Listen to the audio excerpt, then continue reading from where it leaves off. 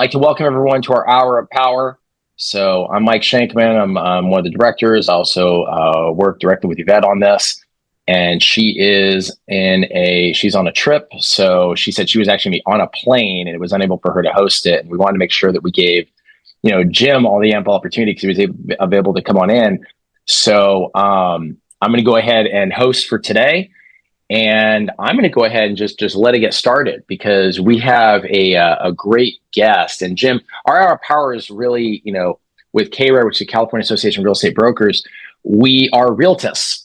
So, we have a long history, of course, here in California and working with our communities and really setting opportunity for all of our clients and the people we work with. Everyone here is an agent and part of our organization. And I know that your long history is a big compliment to, or an honor for us to have you here today. And so for everyone, Jim has a long history in our development community going back, I'd say over 40 years in development, Jim? Right, yeah. So roughly, and he's worked in various roles in finance and development. He has his bachelor's in accounting from Loyola Marymount. Most recently, he was the chief development officer for Chelsea Investment. He's held high roles with JLA, Tremel Crown, NMS, Del Mar Development, just to name a few. I know personally, Jim, it has come and he's lectured to my students at UC San Diego over the years, always was a crowd favorite. And I know his dedication and heart to the community, especially to the affordable development community, is unmatched. So we're honored to have you here today. And he's going to be giving a presentation on affordability and then fielding some questions, and we'll go from there. So I'll be monitoring the chat and everything. Jim, welcome. The floor is yours. Thank you so much, and I appreciate the opportunity to speak with everybody in this presentation. The broad topic that Mike asked me to speak on is affordable housing. And that's such a huge and very, and oftentimes polarizing discussion because affordable housing means a lot of things to a lot of different people. So I thought what I'd do is talk generally speaking in broad terms and then kind of narrow the focus to some specific projects, but leave some real time at the end for questions. And I encourage you all to bring the heat, bring the best questions you can, and I cannot possibly be offended. So I really appreciate your time today to speak to you. I started out in market rate housing and did market rate housing for a very, very long time, and made the shift to affordable housing for a couple of reasons. Primary of which was I was doing some development in Santa Monica, California, and some other very high-end communities, and the cost of building was getting to the point where the only way we could actually afford to build anything was to build to the very, very, very top of the market. We're talking about $4,000 one-bedroom apartments. And in order to get $4,000 for a one-bedroom apartment, you better be in an amazing community. The analogy would be, well, you better be in La Jolla, or you better be in, like a really super awesome Little Italy or something like that. And you better figure out what the amenity du jour is for the people that are renting. And oftentimes those were 35 and under individuals who are professionals and, out of college and wanted, the apartment to be built to a very high quality standard with very highly amenitized communities. And I just couldn't figure out a better way to do a massage room or a Pilates room. And I don't know, at some point in time, I just felt like I wasn't really helping the problems that we have in California. And so I had the opportunity to join Chelsea Investment, which is one of the largest affordable housing developers in the country. It's a top 15 company. They've done about 150 housing projects and many, many more to come throughout the Western United States, and a whole lot of them in San Diego. And so I relished that opportunity and had that opportunity for a little over 5 years to do affordable housing. And I'm still very, very passionate about it. So I thought I would target this discussion just in very, very broad terms and welcome the opportunity to hear any of your questions. The first one being, what is affordable housing? So affordable housing is defined, and this is by the Housing and Urban Development in the United States, as being projects or rents that are charged that are 60% of the area median income or less.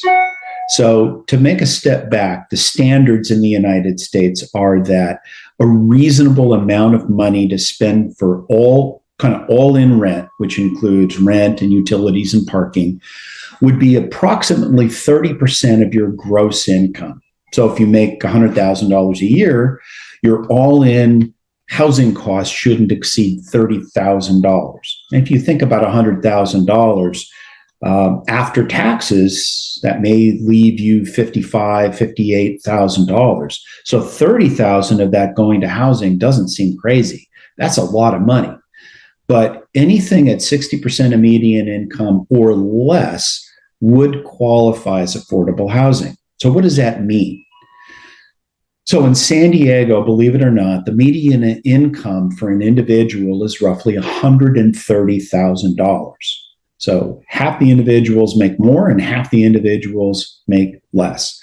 So, and interestingly enough, 10 years ago, Los Angeles had a much higher median income. Now, Los Angeles is at about $111,000, and San Diego is significantly exceeding that.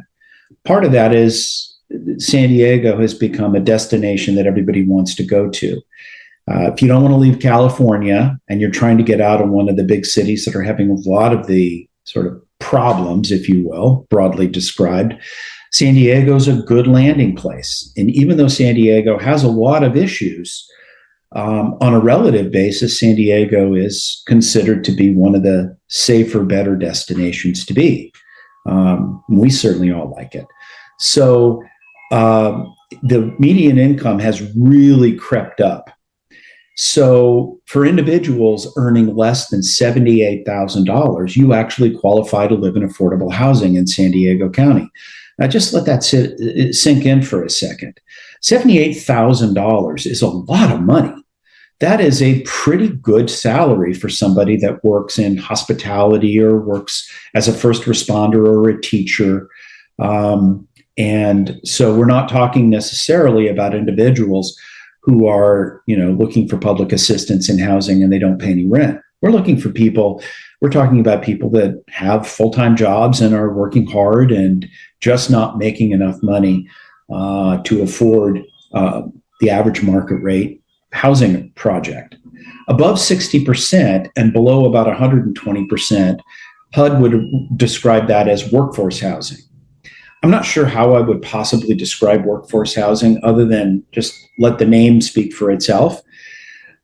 Anything above 100% of AMI is considered market rate. I know there's a little overlap there between workforce and market rate, but the problem lies between 60% of AMI and below. Especially in a place like San Diego, where so many of the jobs support hospitality, so many of the jobs support the service industry. We have a big problem here. So how do we address that problem? Societally, we have to make some decisions. Do we assist in the process of constructing that housing and providing subsidies to build more housing? Or do we pay people enough so that they can afford market rate housing? Paying people enough to afford market rate housing has its own problems, because the more you pay people, the more money is chasing a very limited supply of housing. If I could say the one issue associated with housing in California, maybe two, would be supply. We don't have enough housing to house all of the people we need to house. So with that scarcity, the price goes up. And B, the cost of manufacturing that housing is getting ever more expensive. And that's for so many reasons. It takes, I remember in my market rate days, it takes an average of 5 to 7 years from the time that you find a piece of land till I'm actually renting it. And that is a part because we have a system that allows individuals to protest and slow down projects, stop projects, sort of the what you would call the NIMBY phenomenon of utilizing all of the tools to slow or stop a project, to the permitting process, which takes a long time in California. And, the construction process has many, many regulations, and every year there's a new building code that costs more money, on and on and on. We could talk all day about that, but it's getting more expensive, it's getting more scarce, and so there must be some sort of a solution to provide more housing for individuals who simply can't keep up with that ever-changing cost. Today, as a matter of fact, there was a statistic that many of the major cities in the United States require a 6-figure income to afford the median income house. San Diego being at the top of the list. Housing has become 40% more expensive. 40% more expensive ever since the housing crisis. One sec, I'm sorry, I've got some music going. Let me turn that off. I was wondering if that was me. I was like, we got some slow jam going on right now. Like, I feel very calm and relaxed. Yeah, I'm trying to. I just want to tell you, I really do. I don't know if anyone else does. 40% more expensive since 2020. So just since the pandemic, the cost of housing has gone up by 40.8%.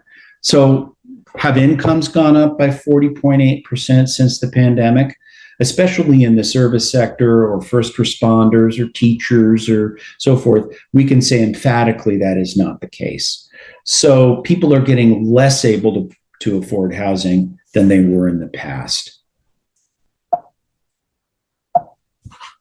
Now, if I may, Jim, I want to interject. When you bring up that number, is that statewide? Is that a national number average? What is that? That is specific to San Diego County. Okay, is there anything you have for the state? Because that's the one thing I know we have a lot. I'm sure it's not that much different. Like I know the statistic nationally is 34%. Okay. The statistic nationally is 34%. The highest cities would be New York City, and there's a few others. San Diego is actually not one of the top 5, but it has gone up 40%. It is one of the highest cost markets. In fact, the last 2 years, San Diego has been ranked absolutely number 1 in the United States, not for good reasons, unfortunately, but in affordability. And affordability is cost of housing divided by the average incomes. So that affordability factor, many people are spending between 45 and 50% of their gross income on housing, which leaves little else. Now, just contemplate for a moment what your choices are. Let's say that you and your significant other both work, you're making $85,000 a year, and you work in downtown. You can't afford to live in downtown. There isn't housing that works for you. You're looking for a 1-bedroom apartment.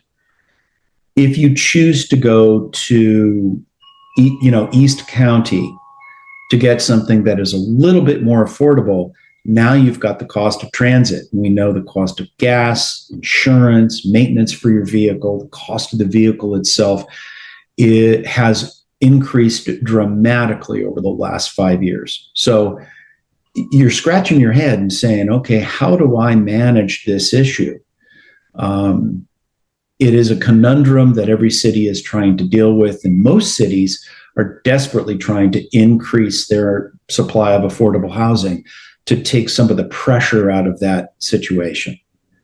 So that really answers the question why we need it. We need those jobs. We need the folks that run the hotels, that work in restaurants, that provide services, and first responders that work in every city. A fun, sad statistic is when I was developing in Santa Monica, there were 400 plus or minus first responders that were working within the city, broadly defined as being police, fire, emergency services, and also teachers and so forth. Of those 400, only 3 lived within the city of Santa Monica. In the case of an emergency, could you just imagine you've got to recall everybody to your city fire stations or your city first responder stations, police officers, and everybody was living 60 miles away and were unable to get there. We've seen disasters like this. I'm certainly not suggesting that some of these fires were exacerbated by this, but I have to believe that access to first responders is a negative. You want people in your community who can actually provide those services. So severe rent burden is what we're facing in our cities, many of our cities. And that is defined as paying more than 50% of one's income in rent. And we're talking gross income, not net income after taxes. So San Diego is averaging in the high 40s. So everybody is working for their apartment. And that's a very, very stressful and unhealthy place to be.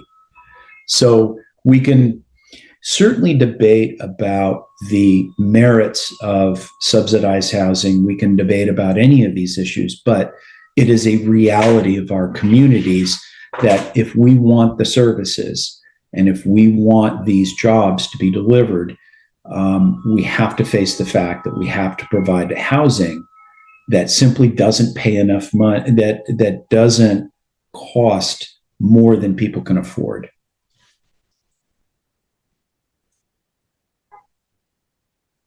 Well, this is the old model. Up until about the mid-'80s, the solution that governments approached was, we'll build it ourselves. We will build big monolithic projects that were called public housing. And if you made a certain threshold of money or less, you were able to qualify for these projects or a subsidized apartment. And in general, and we've all seen the shows, right? The Wire, a lot of the New York shows and Chicago shows, where these have become generational housing projects. The parents, the children, the grandchildren all just sort of stay in these apartments forever, and they're unsafe. The amenities aren't there. They're typically not managed well. They are typically managed by a government department. Maintenance is very tough. It's not a very livable place, and I don't think many of us would ever choose to live there. It was a model that just wasn't working. A good notion, let's have the government build housing and provide it. But, generally speaking, when you see these projects, it reminds you of Eastern Europe under the Soviet model, not friendly. However, in 1986, as part of the 1986 Tax Act, a new model was considered. And that model was, let's have private developers do it. And what we're going to do is recognize that what a developer can actually pay for a project versus how much it costs creates a gap. Let's see if we can fill that gap with government subsidy. We're going to make the developer qualify for it. We're going to put strict limits on how much profit they can take out of these buildings. And we're going to make sure that these buildings are built to proper standards and have good amenities and good services. But we're going to put them in the hands of private developers And then we're going to go out and inspect them and make sure that they're living up to the proper standards. And that's where we are today. So this is an example of new affordable housing. It's got to go through the community process.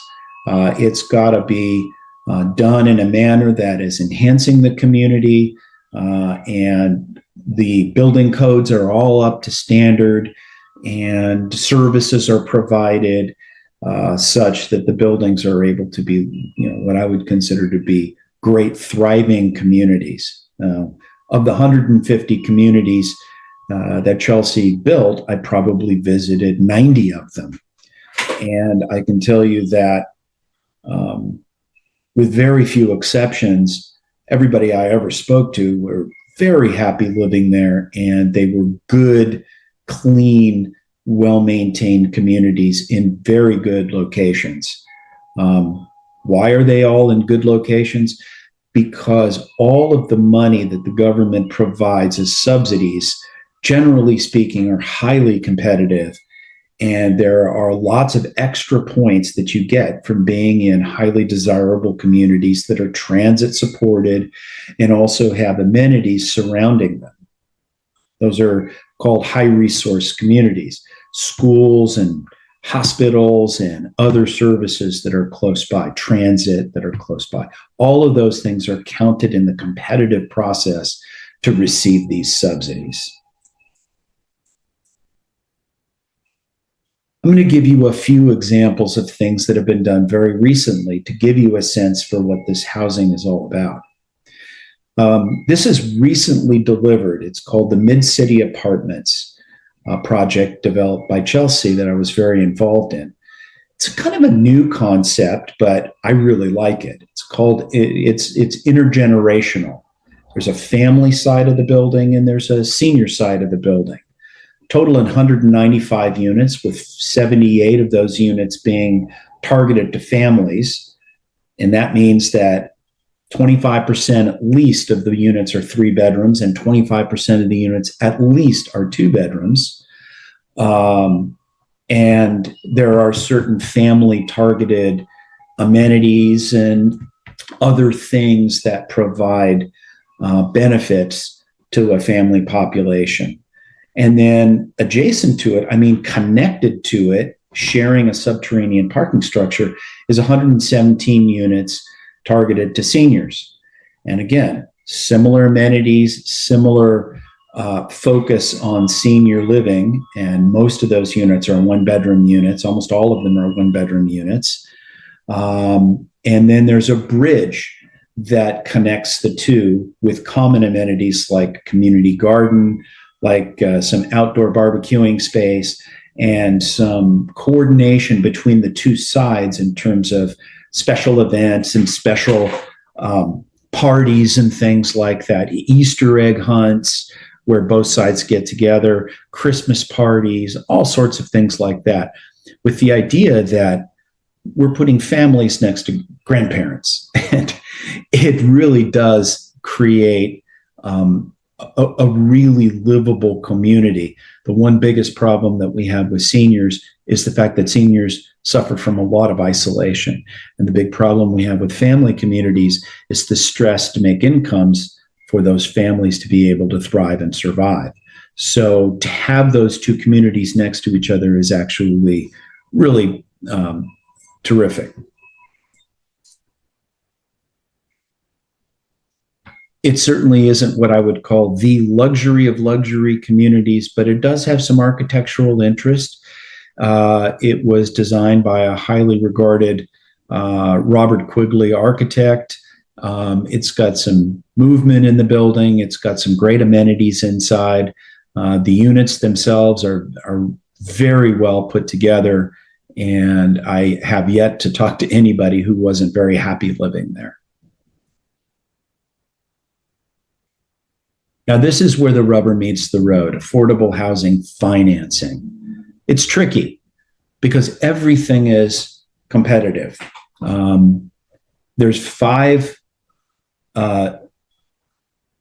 There's a requirement for $5 billion chasing $1 billion of money. So $4 billion of projects never move forward on an annual cycle basis, and they got to wait to get the money. And the damage there is that, let's say a project is scheduled to cost $25 million. Next year, that might be $29 million because costs have gone up so dramatically. That means you got to go out and you got to raise another $4 million. And it seems like every year you're sort of chasing costs. But the core of affordable housing finance is low-income housing tax credits. Now, what does that mean? So in 1986, the establishment of these tax credits was a program administered at the federal level, but state managed, where every state comes up with a plan and submits it to the housing authorities in Washington, D.C., and these plans are reviewed and approved. I've seen states put out plans that get kicked back 2 or 3 times before the federal government says, yes, this plan makes sense. But the idea is every state has its own unique challenges. And so every state should come up with a scheme to distribute the money in a way that is equitable and reasonable. So that's the plan. That's the way that these things work. California has a very complicated, as you can imagine, set of needs and a complicated way that they distribute the money. They segment it from a product type. It's family, it's senior, it's disabled, it's rural, it's urban, it's big communities, small communities. And what they want to do is make sure everybody gets something. And so when you apply for these funds, you've got a very complicated matrix to predict whether you actually get the money or not. And there's 2 or 3 application cycles a year for each type of housing tax credit. And it's a very delicate process to determine when you get the money. And when you get the money, they want you to be shovel ready. They want you to start construction within 6 months of you receiving these credits. So you got to have it approved from the municipality. You have to have nearly your building permits. So a developer may have to shell out up to $1 million on plans speculatively before you even get the money, just to know that you're ready to start construction. California gets about $1 billion a year of these tax credits and distributes those out in various schemes. So what do developers do when they get these tax credits? Well, the tax credits typically go to high taxpayers. It could be large corporations like a Chevron or something like that. It could go to somebody like Wells Fargo or a banking institution. And the government tries to encourage the investment into these tax credits. Typically, a developer, if they get, say, $20 million of tax credits, they're able to turn around and sell those tax credits through a syndicator for maybe 90 cents on the dollar. So you may get 18 million out of that $20 million to invest into your project. And there's a whole industry built around syndicating these tax credits, so developers don't have to do that work themselves. They can take those tax credits that they were awarded and monetize them immediately. But that's not the only part of the capital stack. Here's an example, and this is a little unique in that this is for a permanent supportive housing building. This would be for formerly homeless individuals. So of $100 million project, this is pretty simple, but 60 million comes from the tax credit equity, 15 million from a program at the housing and community development at the state level for a below market rate loan, $10 million as a permanent loan from a banking institution, $10 million is a grant from the state that would be awarded for this program, and $5 million from a loan from the city of San Diego. That's pretty easy day at work. That's 5 sources. Some of my projects have up to 16 sources. Now imagine that. You need another million, you need 2 million. You're constantly applying for funds. We've had projects that started in downtown San Diego, which I'll show later, that have 14, 15 sources and took 8, 10 years just to get all the money necessary to start. Mike, did you have a question? I'm totally going to interject here. You know that. And because it has to do with money, I want to ask a question. So I see state grant and I see the low-income housing tax credit equity. A lot of that's administered by the federal side. And I know there's been some news recently about changes, possibly the Section 8 and all that. Are we anticipating some changes in some of the structure or shifting it more to the state side, or what do you think? Well, yeah, a couple of things have happened the last 2 or 3 years. I'd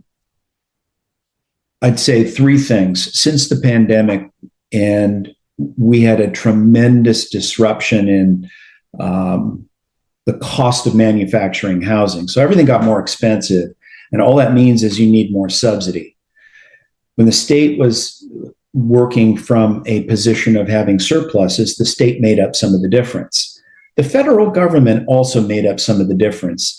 They had these things called ARPA grants or ARRA grants, which are American Recovery and Reinvestment Act. So there was a lot of money out there that you could apply for to plug gaps in these programs. Since that time, we've got a new sheriff in town with respect to housing and urban development.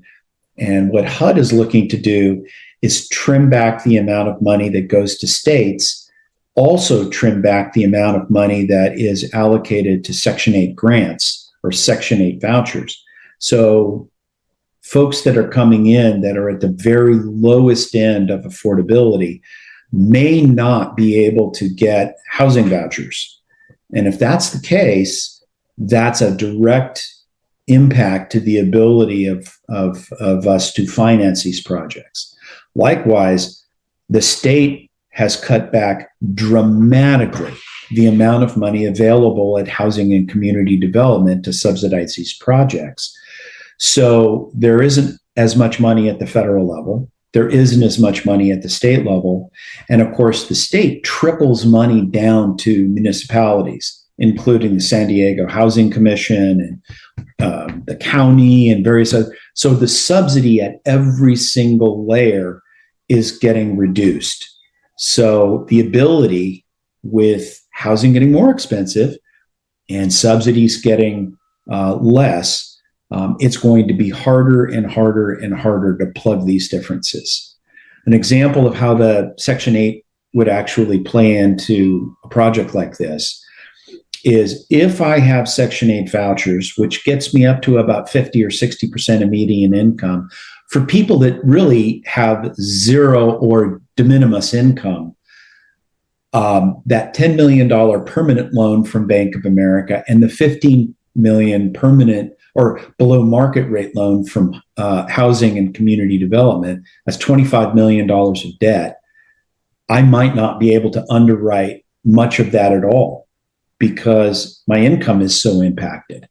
So those are some of the areas in which we're going to see some dramatic hits if everything goes through the way it is.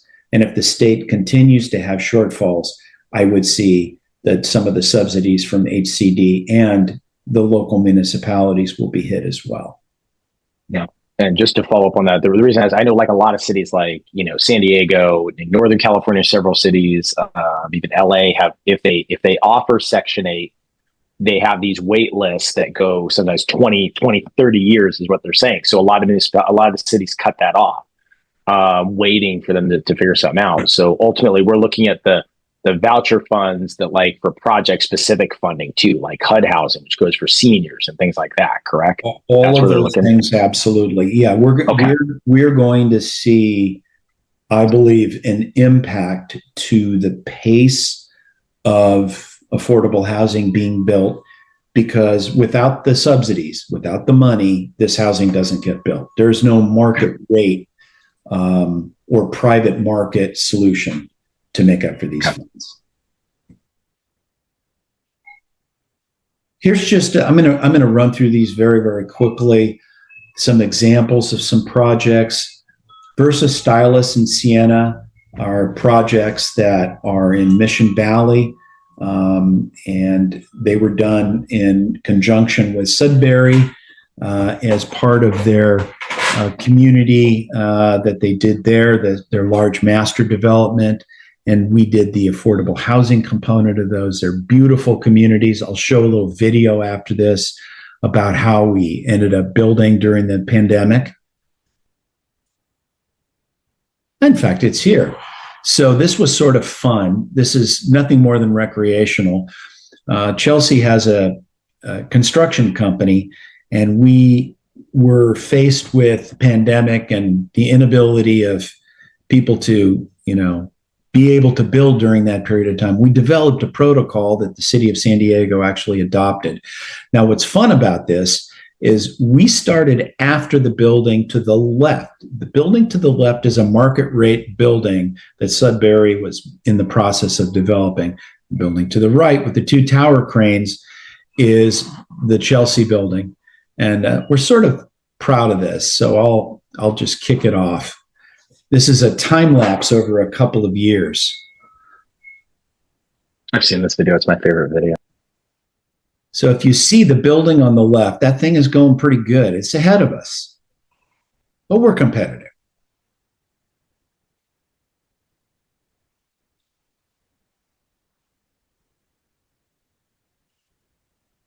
And they still got us beat.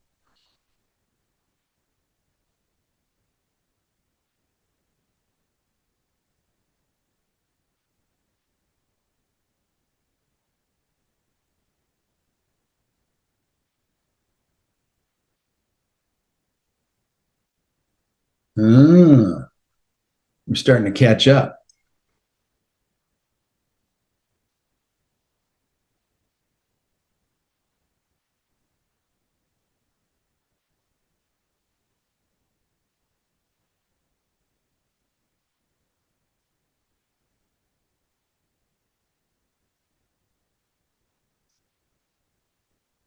Now we're clearly in the lead. We are a bigger building and more complex building as well.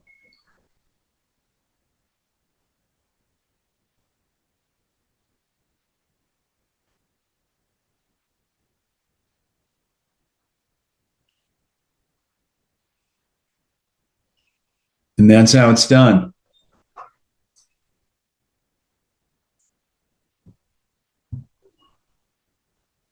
One of the other things that's kind of unique about affordable housing is a component of it is providing services. And I really am passionate that this is very, very important. For senior buildings, we provide services. We provide, medical check-ins. We have health clinics. We have food banks come out, provide fresh vegetables and fruits. And we have counselors come in and kind of give classes for family projects. We make sure that there's after-school homework labs, other sort of family-enhancing programs.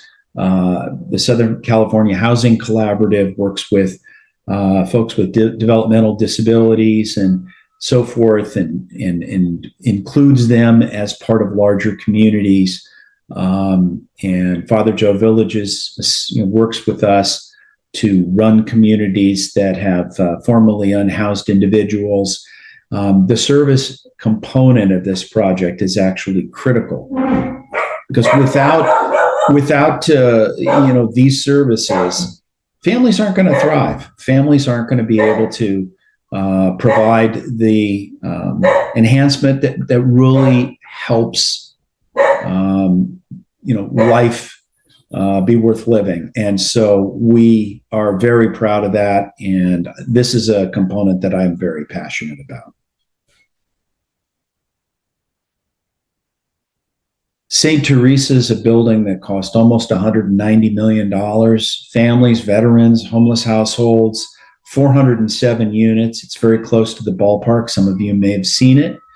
It's at 14th and Commercial, and you can see all of the pieces of capital stack.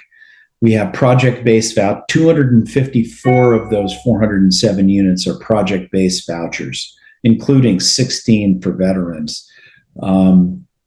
Very complicated to get this off the ground, but a smashing success. And this is another project at 16th and Market, 136 units, also for special needs and housing for families formerly homeless. And this is one I worked on personally. This is in the heart of Skid Row, 278 units for various levels, lots of seniors, lots of formerly homeless individuals, and also lots of veterans as well. And, you know, this 100% full, tremendous services. We've got caseworkers in the building, a ratio of 1 caseworker to 18 residents. We've got a full kitchen and lots of counselors and help. And we're seeing that many of these individuals are starting to thrive in the community where really they just felt hopeless before this. So this is the first of several buildings that are being built in Skid Row, and I think that area is going to transform itself. And then closer to home, Duetta and Volta, but Millennia, part of the master plan, 87 units and 123 units. Again, another family and senior combination. But the capital stack, you're just seeing all the different little pieces. You know, City of Chula Vista put in 800,000. Citibank put a subordinate loan of 860,000. City of Chula Vista low mod loan of 1.3 million. Perm loan of 8.1 million. Another subordinate bond financing piece of 725,000. So they're very complicated to put together. You've got to cobble it all together. You're raising 32 million, but it's in lots of little pieces. And then this was recently developed, again, 200 units, 1, 2s, and 3s. And the total development cost is $102 million, but turned out wonderfully. It's 100% occupied, and the families are thrilled. All right, with that, I know I've thrown a lot of information at you, a lot of numbers and figures and ideas and thoughts. I'd love to hear your questions or anything you might want to throw at it.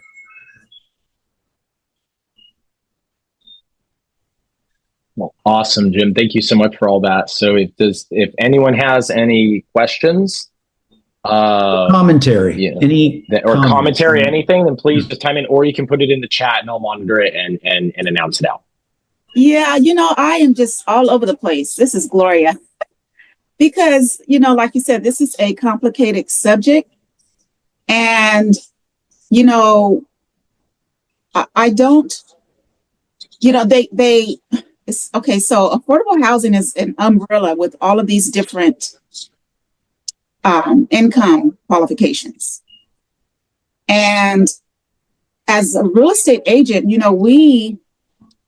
I guess, let's see, I don't know how to say this. Well, I'm in the Developers Academy with NAREB, and I'm hoping to be able to help out some religious organizations. I have this one church who has extra land on their property that they're trying to build. And I guess you would say affordable housing, some studios to help their church members. But it seems like, they are cutting everything.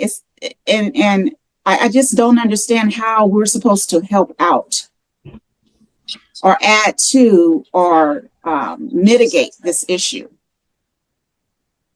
This route. What I'm sensing from you is exasperation. Like, Okay, now what are we going to do? All the money's going away. It just seems like we've lost momentum. I guess we're a country of priorities. And I guess what we have to do is keep up the noise and make sure that people realize what a priority this is, how foundational this is. All housing of every type has slowed down dramatically in California and in the San Diego area over the last 5 years. It's become expensive. It's become extremely complicated to build, more expensive to build than ever before. And the funding for specifically affordable housing has gotten very, very tight. I guess we just have to keep up the message that we've got to provide this housing. There is no other answer. We have to push supply. Nothing is ever going to get better without the supply. So, Gloria, I agree with you, and it is exasperating because as the money dries up, so do the projects.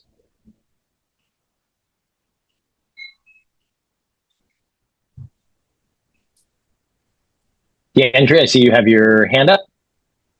Yes, I have a question. How does your development model ensure long-term affordability while maintaining like quality construction and sustainability? Yeah. As a part of the process of inducing these bonds, and these bonds typically stay out for 40 years, the tax credits have a 15-year life, and then they can be resyndicated, but essentially a 15-year life. Generally speaking, the municipality will ask you to sign a 55-year covenant that is recorded against the property that says it must remain affordable at these affordability levels. So the bargain as a citizen that you're getting from putting your tax money into this project would be 55 years guaranteed of affordability. So that's kind of how it works. Okay. Thank you. And Ethel? Hello, yes. So on these units, these are affordable rentals, correct? Or they homes? All of them are affordable rentals. Affordable rentals. Okay, so that's where the misnomer comes in when we're talking about affordable housing. Because depending on what the language is and what the project is, affordable housing now in this particular case is affordables at below market rents, correct? And then they have to fit into certain criteria to make that happen. Yes. As tenants. Right. Okay, so then the other question is on the deferred developer fees. What were those for the 84? Was it 84,000, 840,000? I'm not looking at the slide anymore.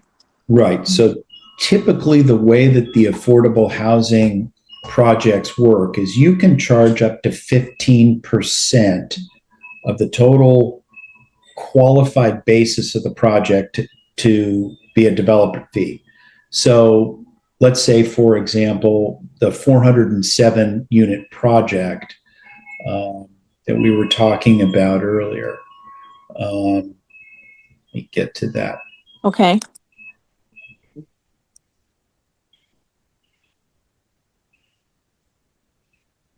Sorry about that. I gotta scroll back.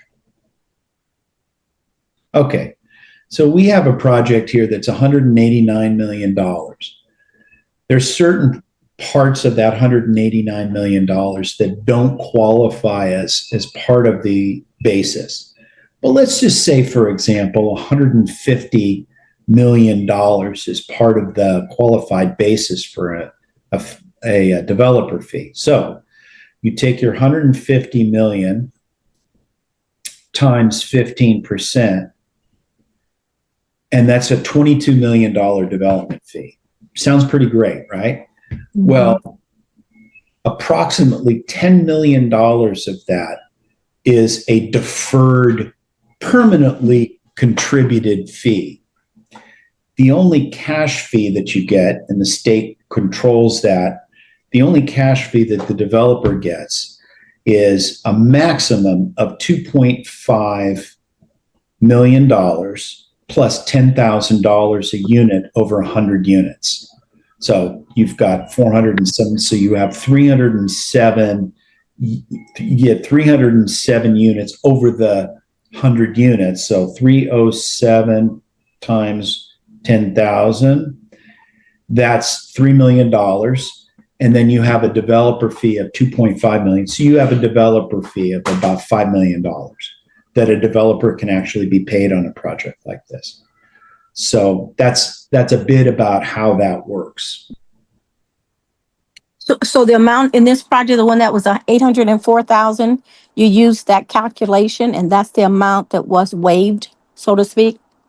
Well, when you say waived or deferred, it said deferred. Well, there's a $22 million developer fee. The developer themselves will get $5 million. And the balance is essentially contributed back to the project as a source. That makes sense. Is there a little handy dandy tool on that somewhere? The way you can find that out would be to go into the either Housing and Community Development rules, and they're all online, or CDLAC, C-D-L-A-C, California Debt Limit Allocation Committee, which issues all the bonds and credits. And you can just go straight to developer fee, and it shows you how the calculation works. Okay, so this developer fee has nothing to do with the development impact fees. No, the development impact fees are what's paid to the city themselves. Right. To compensate the city for the work that they do to, inspect and approve and all that kind of stuff.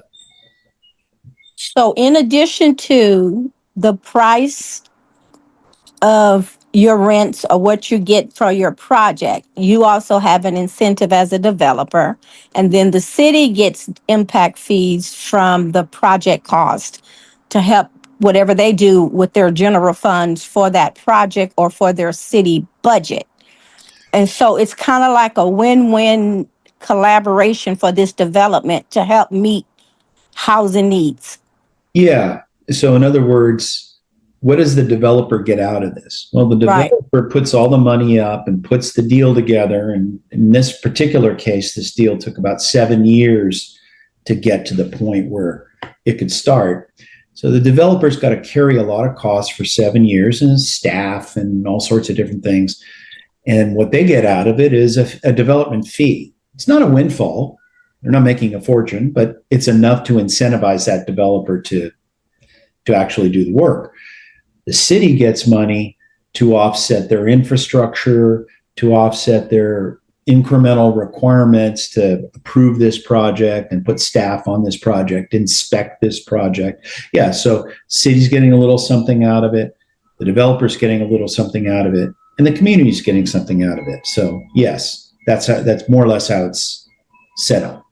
And tell me again where I can go besides going to HCD. Yeah, I would go to the HCD website, and that can kind of walk you through how those rules work. And then you said another CDLAC, CDLAC.gov. I'm sure that's a good resource. All right, thank you. My pleasure. Appreciate it. Yeah. I was only chuckling. I'm going to start saying handy dandy again. I am. That's not a bad thing. So that's why I chuckled for a second there. I was like, oh my God, I love that. So any other, considering my daughter made fun of me for something the other day. Are there any other questions? I see, to answer Will, yes, we'll make sure this is recorded. And Jim, I have a question. If we're able to get this PowerPoint, that's up to you. Yeah, my pleasure. I'll send this off to you, Mike, and you can distribute it as you see fit. Perfect. And I'd love to have you talk to some of the people about our Developer Academy too. Are there any other questions? Anything else for Jim today? We have just a few minutes left. I have one question. Can you hear me? Please. Yes. Oh, and hold on, Ethel, can you drop your hand just to make sure? Okay, perfect. I just don't want to miss a question if you have another one. Okay, go ahead, Albert. Yeah, my brother was in construction. I remember years ago, he was approached by some large developers to a joint venture on projects. He knew nothing about how to order the amount of cement, wood, or whatever the products for it. Is that still something that's being done where they joint venture with minority contractors or small contractors? Well, what I would say is when I talked about that